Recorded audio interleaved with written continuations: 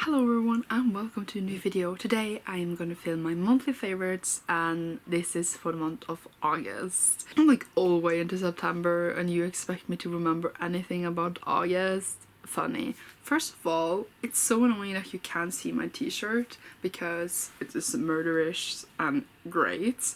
So yeah, I was like, I'm gonna take this t-shirt on and look so cool for my video, but you can't even see it, so whatever. I had to, before filming this, look back on August to be like, what did I even do? What is even August? When did August happen? I don't even know. But August was holiday month. I got my holiday on the 1st of August and it was great.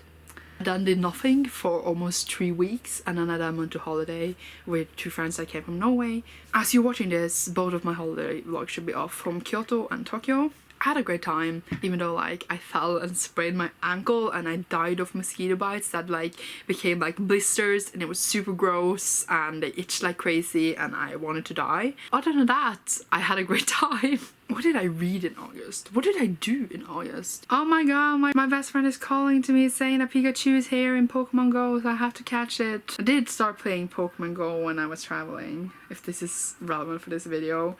It's not there, you're lying to me. I'm catching Meow. Meow. Meow.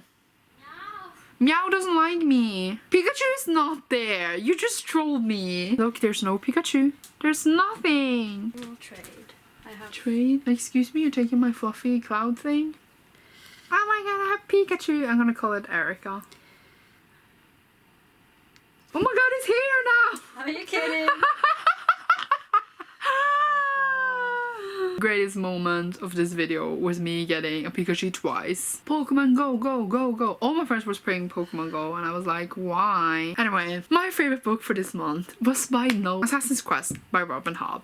This is the 3rd and final book in the Frazier trilogy, which is the first series, The Realm of the Elderlings world by Robin Hobb as well, of course. This follows Fitz, who is the bastard son of the king in waiting and he is also trained as an assassin. It sounds like a typical assassin's book, but it's just it's different, okay? It's marvelous and beautiful and sad and everything. It's written so well. We follow Fitz's whole life. It's not a fast-paced adventure thing. It's like slow and delicate and I just don't have words for it other than it was amazing. One of the best series I ever read.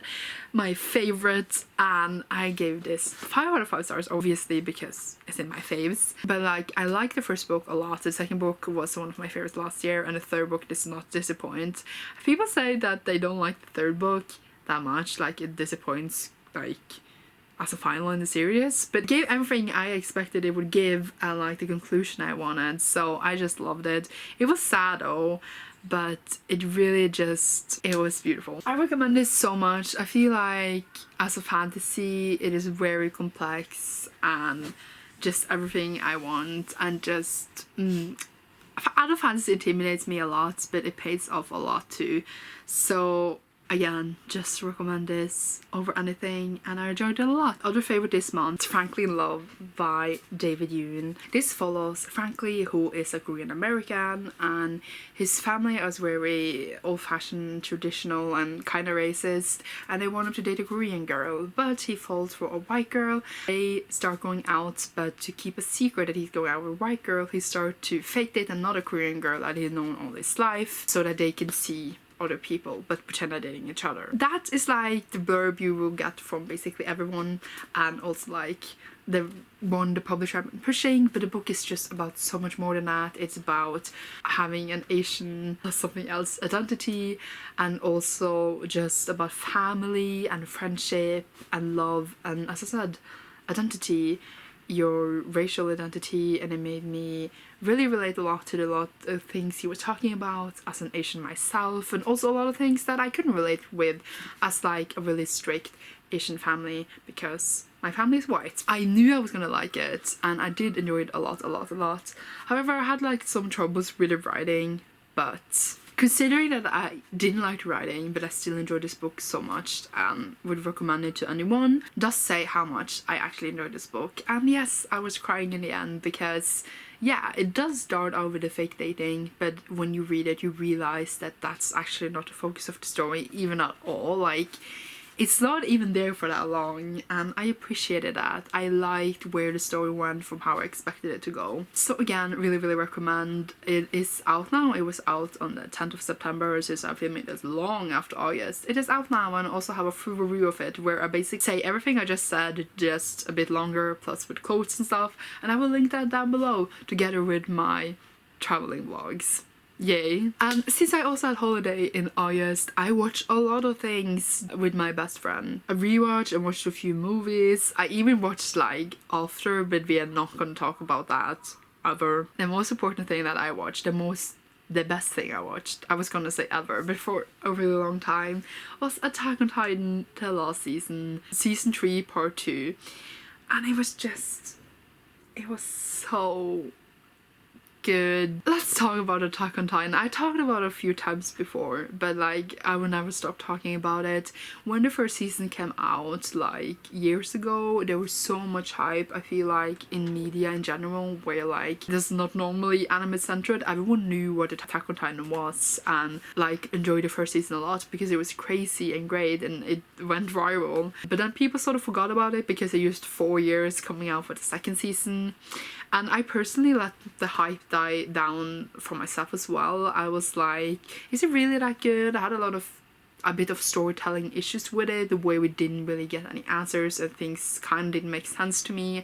And I was thinking about those things more and more as time went, and it like went a bit down for me. Like I still loved it, but like I had like, as I said, storytelling issues with it. And I forgot to say what it was about. Attack on Titan follows us in the future where Titans have been eating people for like hundreds of years. So humanity lives inside these walls to be safe from the Titans. Then one day the Titans break through the walls and we follow Eren Yeager, who wants to take revenge on the Titans and become a scout, as it's called, that fights the Titans. But humanity is losing this fight and they are fighting the Titans. Yay. But that's just the beginning, and it's just about so much more than that. Season 2 was very like political and not really that much about the fight for the Titans at all. And season 2 really starts diving into other themes, as I said, and like the whole Titan fight. And you're like, what's really going on? And season 3 delivers the answers. The first part of season 3 was crazy, but the second part of season 3 just gave everything you watched from season 2 and like all the clues and stuff they gave. And like season 3 part 2 was just, as I said, everything. It was mind-blowing, it was beautiful. I would never have expected everything that you got. I feel like everything in season 1 makes sense now. All the storytelling issues I had are gone. Attack on Titan is like my favorite anime now. I can't. It was so good. If you haven't caught up, please do, because it's so worth it. It gives so much for everything that you bring to just in season 1. My mind is like, season 3 changed everything. Like the whole thing is just about something entirely else now, and I loved it. I love it so much. One of my favorite fictional character in the whole world, Levi, is there, so he makes it everything worth it as well. Of course I can't spoil it and talk in depth about what happened because spoilers, but it was just wow. I am so impressed and I'm so happy that it is so good. And again, I recommend it a lot. So that was me gushing about Attack on Titan for a few minutes. I hope you enjoyed. Other than that, in August, school starts soon.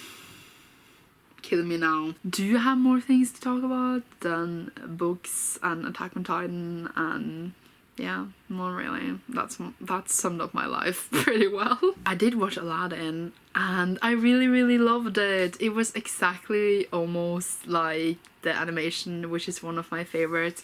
I loved all the songs, I loved the characters. I love that Jasmine got her own story and like much more to her character in an animation.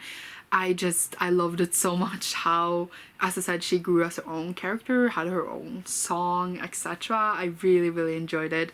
Other than that, it was very true to its animation, of course, with a few changes. And I don't know, I don't really look at movie reviews that much anymore because I'm not that into movies that I used to be. Of course, I love movies, I love storytelling in general, but I'm like not obsessing over movies like I used to. All my obsessing goes into books, so I don't know like how people actually like this, but I really enjoyed it, and I would definitely recommend it if you're a fan, and I sort of want to watch it again. I did also start playing Red Dead Redemption 2 on my best friend's PlayStation. She forced me, and I did really enjoy it, but I feel like I should talk more about it if I eventually, maybe one day, finishes the game, so then I have more thoughts about it then, but I can mention it now, and like in 5 years into this, I will maybe say I finished it. Okay, thank you so much for watching this video. My hair blends into this t-shirt, huh? So it just looks like I don't have a neck if I do this. It doesn't work. Okay. You will see me soon in the video. Thank you so much for watching. Bye!